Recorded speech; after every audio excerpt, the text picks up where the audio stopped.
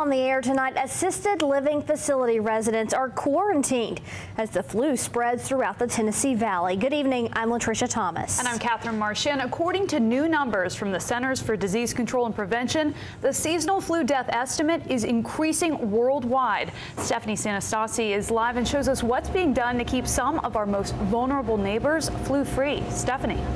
Catherine and Latricia, today we went to the Rosewood. It's an assisted living facility in Fort Oglethorpe. Right now, as you said, they have those residents quarantined to keep the flu from spreading. Now, while they're in their rooms, staff members, they're working hard using things like Clorox wipes to disinfect all the areas, also using things like these wipes to make sure to eliminate those germs from that facility.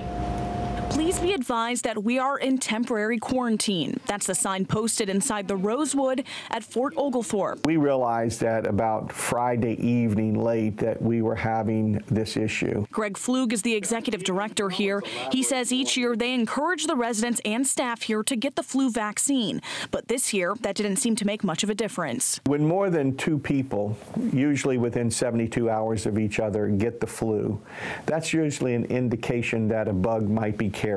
And when that happens, Flug says they try to put a stop to it as quickly as they can. We advise all of our residents and their families that will be going into quarantine or confinement. During that time, Rosewood tries to keep outside visits to a minimum. If someone does want to come in here, they must wear one of these masks and put on a pair of these gloves. After the quarantine is issued, the staff begins deep cleaning every inch of this place. We've gone through hundreds of cans of Lysol, and we're doing as many of the areas as we possibly can, keeping them clean as much as possible from germs and carrying of germs. During the quarantine, residents stay in their rooms. Every meal is delivered to them. Our residents all wear pendants, so if they ever need anything throughout the day or night, all they have to do is press our pendant, and our care staff will immediately be summoned to their room. A proactive approach that Flug says is the best way to keep the people that live here healthy. We don't have to quarantine people very often.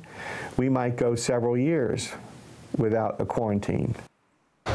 Now, that community-wide quarantine was lifted earlier today. However, there still are some residents that are sick. Those residents are being confined to their rooms at this time.